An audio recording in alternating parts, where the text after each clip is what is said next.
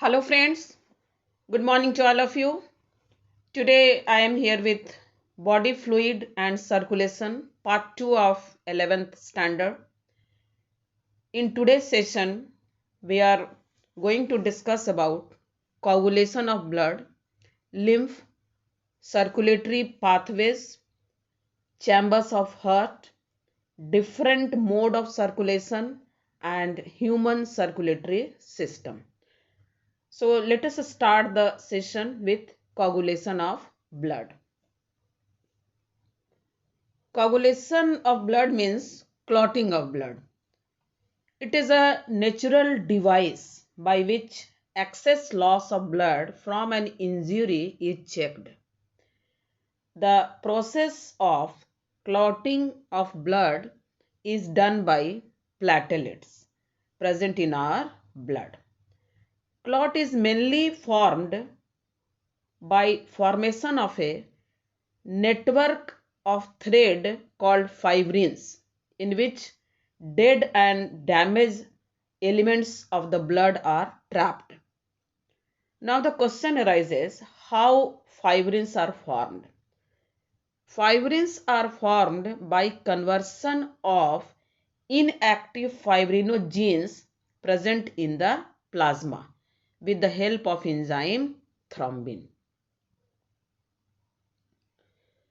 Thrombin are formed from another inactive substance that is present in the plasma called prothrombin with the help of enzyme thrombokinase. So there are series of enzymatic reactions called cascade process which involves a number of factors that are present in plasma in an inactive state.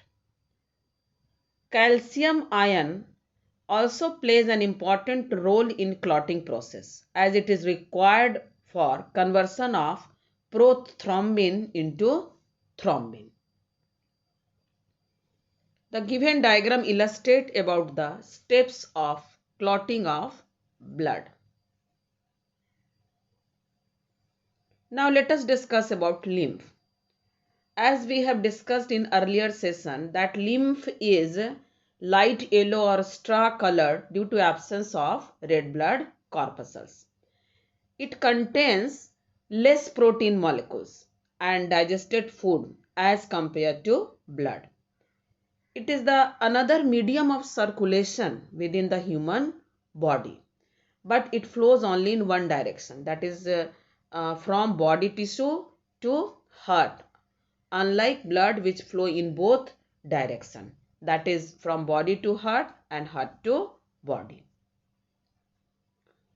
Lymph is also called as extracellular fluid or body fluid. Lymph drains into lymphatic capillaries from the intercellular spaces which join to form a large lymph vessels that finally open to large vein. Lymph contains lymphocytes that are responsible for immune response of our body. This figure indicates about the lymph capillaries in the tissue space. Now next topic is about circulatory pathways. There are two circulatory pathways, that is open and closed circulatory pathways. So let us see what is the difference between these two circulatory system or circulatory pathway. In open circulatory system, blood pumped by heart passes through large vessels into open space of body cavities. Open circulatory system is present in arthropods and mollusca.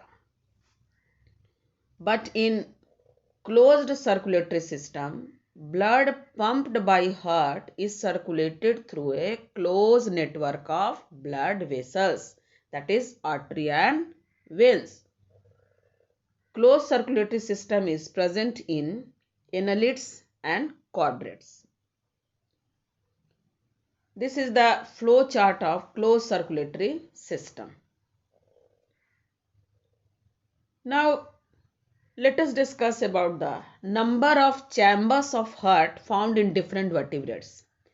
In pieces, that is in feces, there are only two chambered heart having one atrium and one ventricle. In amphibian and reptile, except crocodile, the heart is three chambered having two atria and one ventricle. But in crocodile, birds and mammals, it is of four chambered having two atria and two ventricle.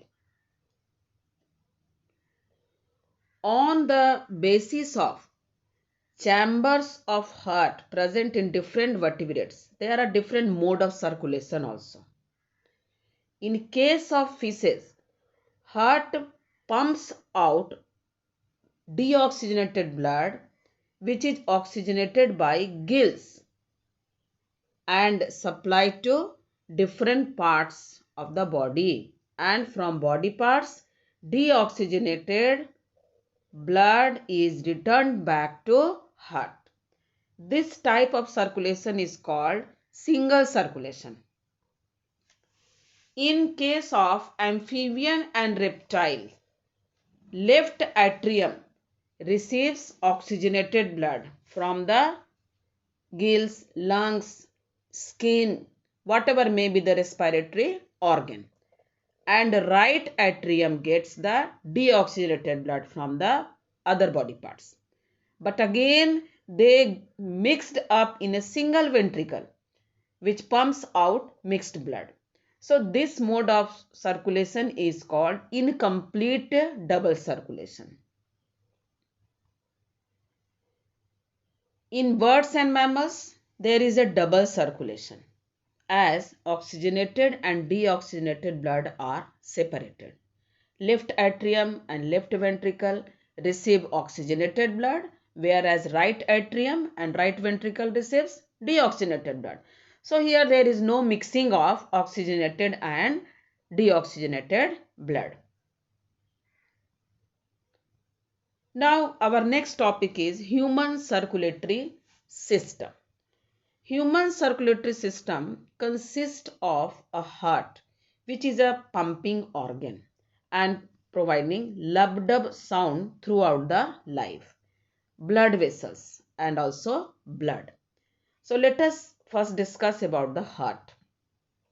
Heart is a muscular organ made up of cardiac muscles that is as big as our fist. It is mesodermally derived organ and is situated in the thoracic cavity in between the two lungs, slightly tilted towards the left. It is of four chamber having two upper atria and two lower ventricles. There is rhythmic contraction, that is systole, and relaxation, that is diastole, of heart muscles throughout the life. The wall of heart is double layered, which is called pericardium, and it is filled with a fluid called as pericardial fluid. There is thin muscular wall between right and left atria and is called interatrial septum, whereas a thick walled interventricular septum is present between left and right ventricles. The atrium and ventricle of the same side are also separated by atrioventricular septum. There is one opening by a bicuspid or mitral wall between left atrium and left ventricle, where there is tricuspid wall present between right atrium and right ventricle. The function of these valves are to allow the flow of blood only in one direction. our heart beats 70 to 75 times in a minute. On an average, it is about 72 times per minute. Here it is the figure of heart which clearly shows the different parts of the heart. You may locate here all the four chambers of the heart. Now we are going to discuss about blood vessels. Blood vessels are of three types. They are arteries, veins and capillaries. You can observe here artery, vein and capillaries in the given figure. Now let us see the differences between artery and vein. Artery carry blood away from heart, whereas vein carry blood towards the heart. Artery carries oxygenated blood except pulmonary artery, whereas vein carries deoxygenated blood except pulmonary vein. Means pulmonary artery carry deoxygenated blood and pulmonary vein carry oxygenated blood. Arteries are deeply seated, whereas veins are superficially seated. The wall of arteries are thick and muscular, whereas the wall of arteries are thin and less muscular. The lumen of artery is narrow and the lumen of vein is wider. In artery, blood flows with jerk, whereas in veins, blood flows without jerk. Artery walls are elastic and vein walls are non-elastic. Artery do not collapse when empty, but vein collapse when empty. Now the last topic of today's session is about capillaries. Capillaries are very fine blood vessels. Artery branch into smaller and smaller arteries and finally into capillaries. All the functions of the blood are performed by capillaries, like digested food is picked from a small intestine, oxygen from alveoli, carbon dioxide and other waste from every cell of the body, and also so many functions are governed by the capillaries. Capillaries connect artery to vein, as you have seen in the earlier diagram. So this is all about today's session. Thank you. For any kind of doubts, please write your question in comment section.